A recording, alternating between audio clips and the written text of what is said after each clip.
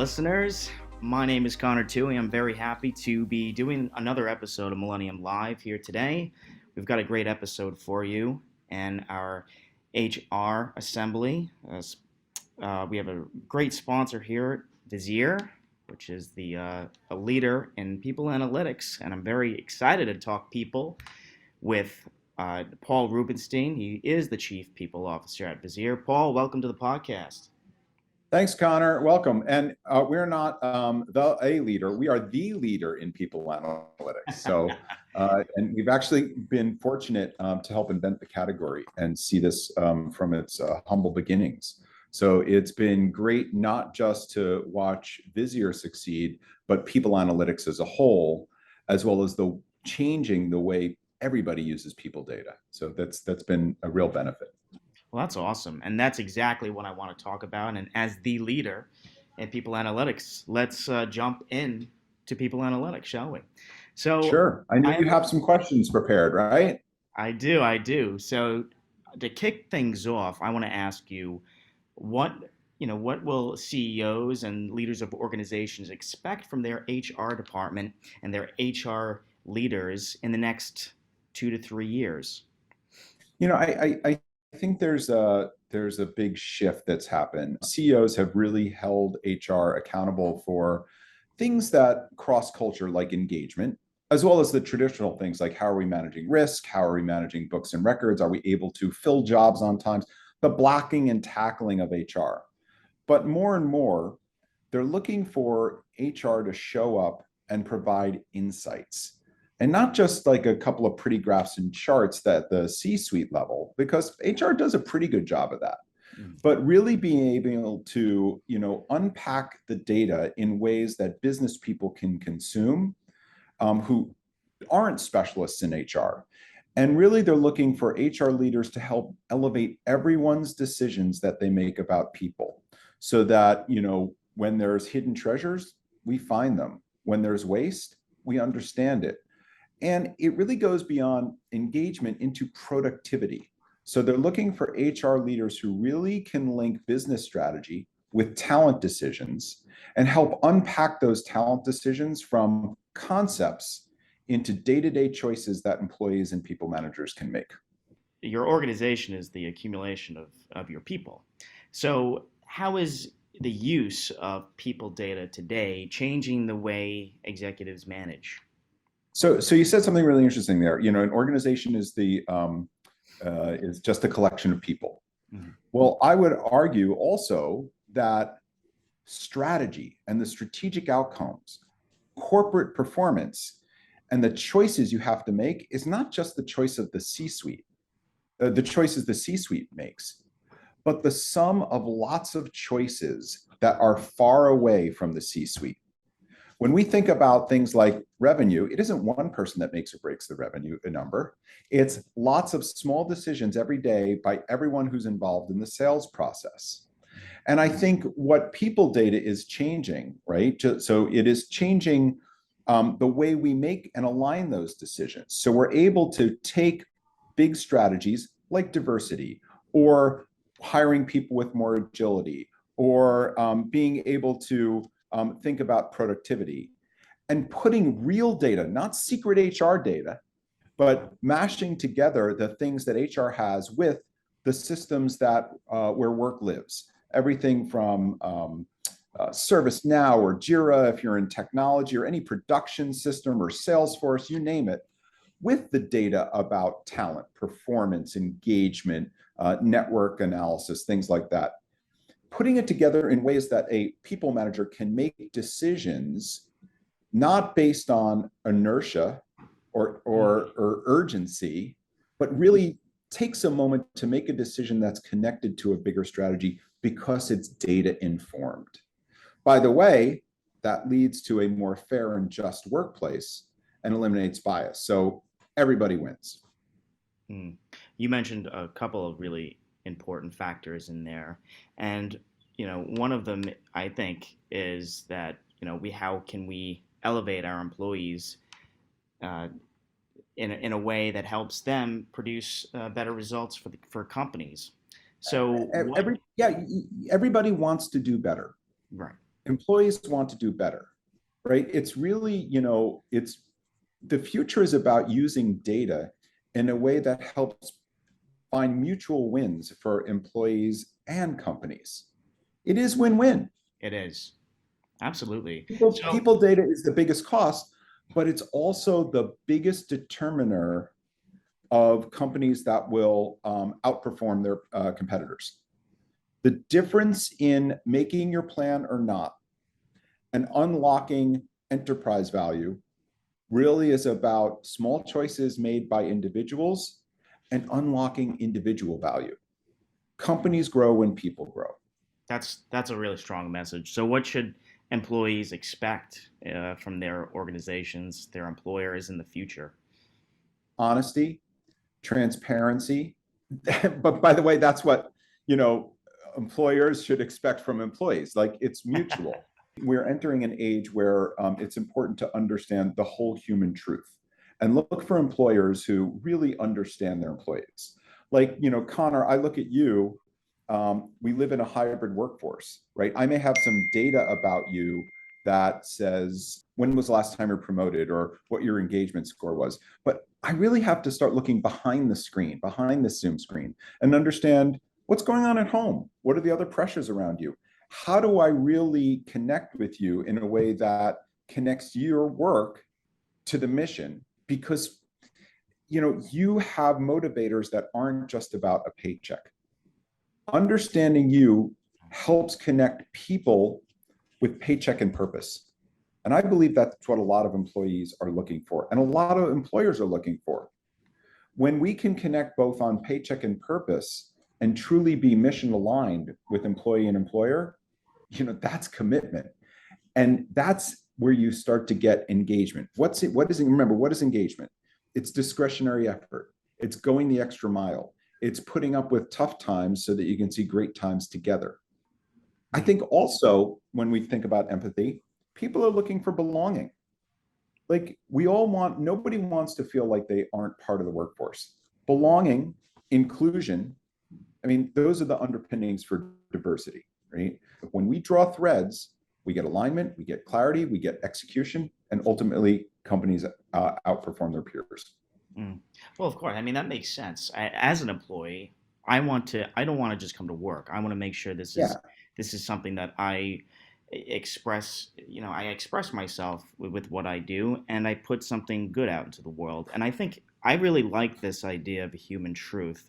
I really like that. And so I'm starting to get this idea of what Visier is all about. It's sort of revealing that, right? So, And by the way, like HR has to change a little bit around that, yeah. right? HR has to change its view of what data they're bringing to the CEO, they're bringing to people managers and to employees, right? Org charts. That's cute. But network analysis, understanding who spends time with who and the strength of those connections, right? Starts to give you a real map of who really connects the organization, who really is the influencer, who really has the power and the power dynamic. And man, this becomes really important as we start to respond to change, because it's a fast changing world, because now we know who to go through. Because if you've ever tried to cascade a message through an org chart, it's like a telephone game. CEO has a great idea. They tell a senior vice president, who tells a vice president, who tells a director, who tells the frontline manager. By the time it gets to that frontline manager, they're like, man, I just got to fill today's production quota. They don't care Right. about that, right? It's really important to understand where messages are amplified and where messages stop. And it's also important around knowledge and connections to your customers too. So being able to understand the strength of connections, especially if you're going to reduce your force. I mean, there are a lot of tough choices out there coming into a recessionary economy. And very often we, reduce headcount with the wrong people, or it's a blunt instrument, or we use traditional financial and traditional HR data to get rid of someone, rather than these things that give us deeper insight about where knowledge and connection is held in the organization. That's the value, and that's understanding the real value. And by the way, employees connect to that value more than some of the data we give them about themselves. I mean, so that people data, that's game changing for CEOs. Yeah. Like I'm gonna take it one step further. And if you took a look at the data that HR traditionally keeps, the applicant tracking data, the HRAS data, a set of numbers around your performance, a set of changes around your compensation. If you held a mirror up, would that say that's you? No. The real way you look around you, or how you feel about you, is probably better expressed by all the emails you send or the quotas you attain. Things that isn't people data, it's more business data. But damn it, people data is business data, and you have to start to blur the lines between the two. But from what I'm getting from this conversation so far is that, and my next question is HR transformation dead? I think is it just starting? Well, I think it's a second transformation. So if you grew up, like anybody who's been through an HR transformation, and stop if you're not familiar with this, this is really born out of, the move for HR to invest in modern record keeping systems. First, they did it with PeopleSoft and Oracle, and then later it went to the cloud again with Workday and SuccessFactors and all kinds of great software that helped HR become more efficient. And the notion and the pitch was, if we can help HR become more efficient, it will liberate the capacity to make more strategic impact. And we saw this again in more engagement data and experience data, right? How do we make sure that employees are happy with the services or understand their experiences here?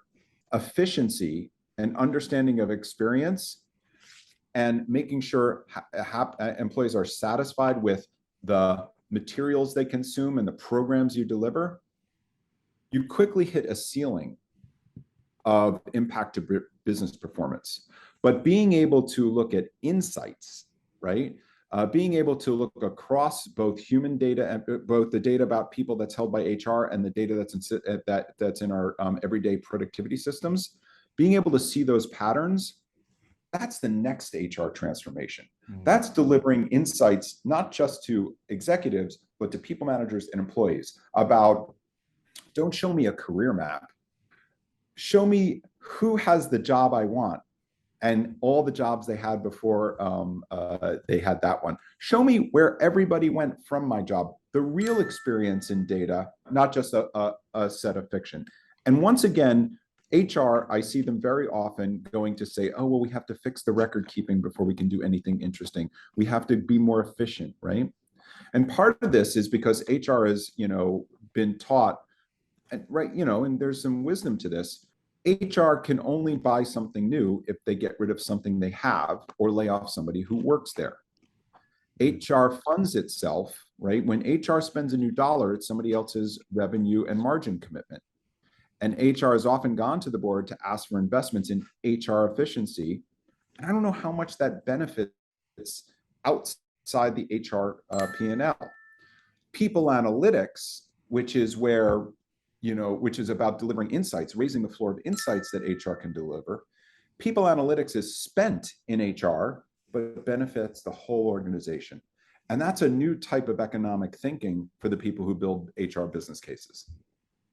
Well, damn, that was a long answer. Well, no, I mean that is transformation. I mean, it sounds like what you're doing is you're really empowering HR leaders and leaders in the organization with the insights that they need, and to really understand what what an employee really needs, and how they can be a more valuable team member.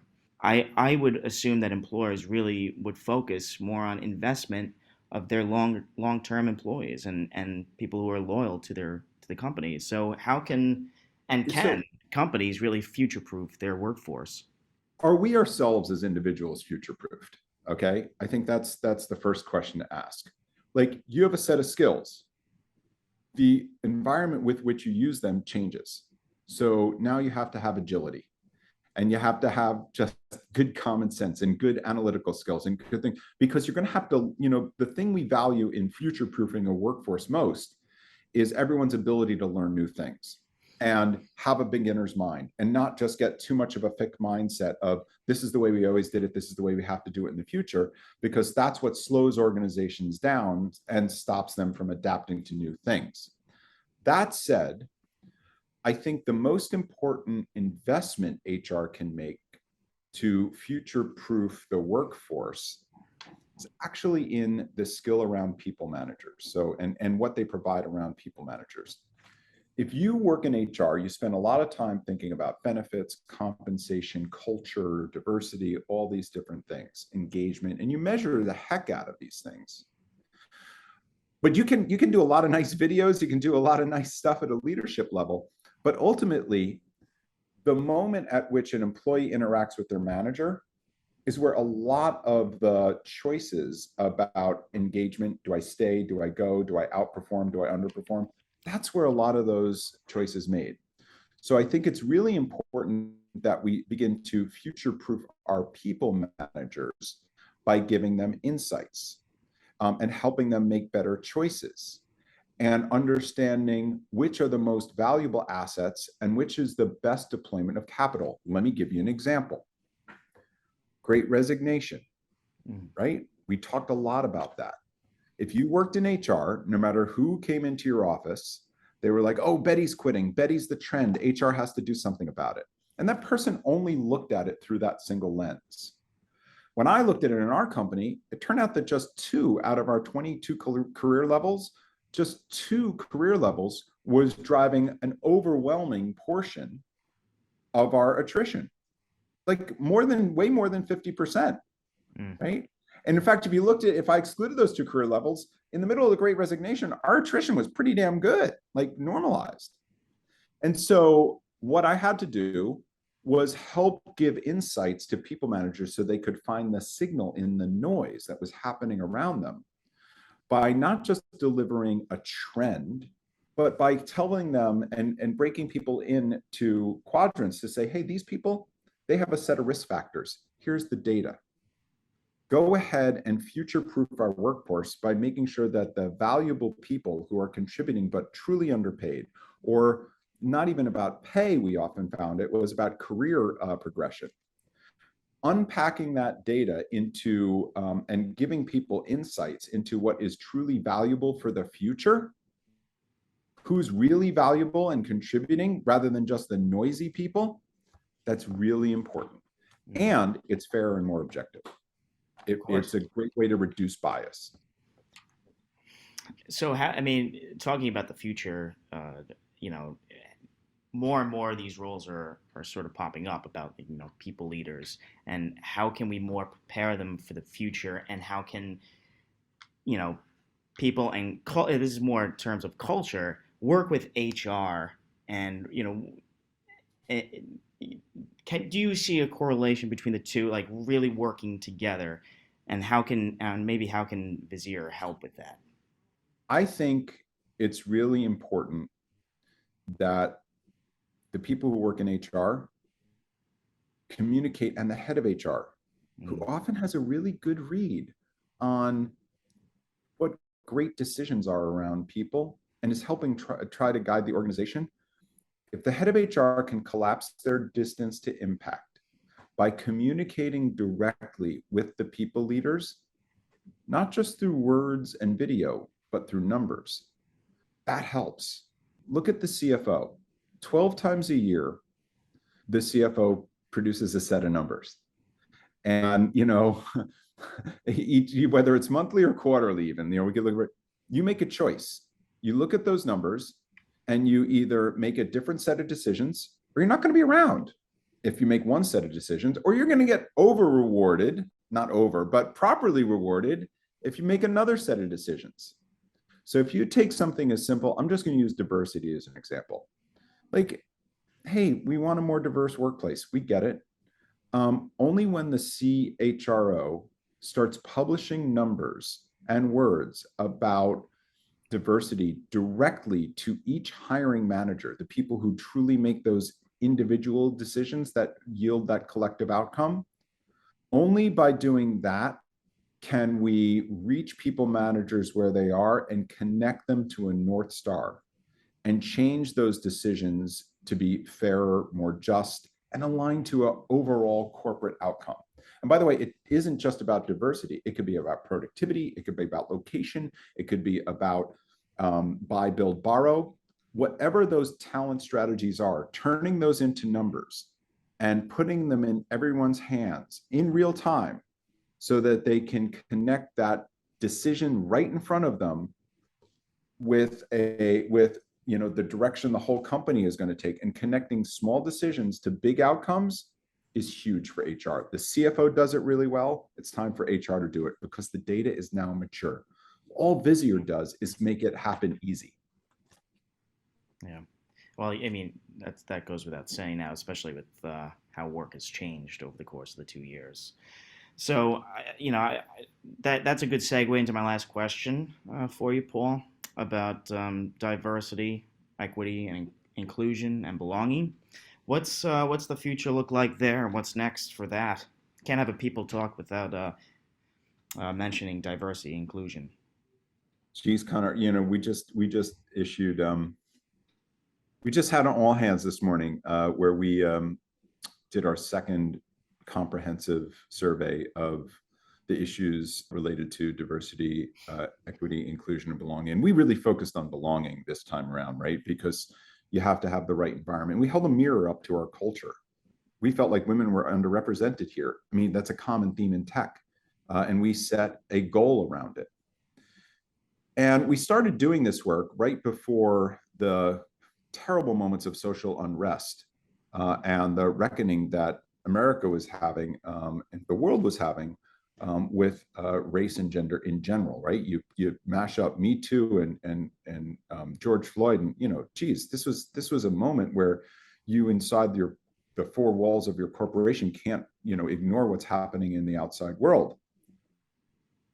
And I woke up one morning and I realized that a lot of people were making pledges and statements. Oh, we're going to fix this. Think about the companies that put up banners. Pledges and statements are nice, but I believe that data will light the path to accountability and change. And it's only when you start to publish data and share data and talk about data, not in a punitive way, but to hold up a mirror to the decisions we make. Again, not just about diversity, but about any decision about people. Only by holding up a mirror to those decisions to see how do they align with the rest of the people around me, the values or the goals that we've talked about, or what's really important to my community. I think creating a rhythm of that data, that's what drives accountability and change. And so what's next for DEIB? I think organizations are going to have to show and measure change. We starting to see it in the way the SEC is asking for disclosure around human capital. We're going to see it more and more and more. Let's see the data. Paul Rubenstein, thank you so much for joining Millennium Live. This was a great conversation, to have. I'm looking forward to meeting you in person in New Orleans. So We'll see you there. Thanks for having the chat today.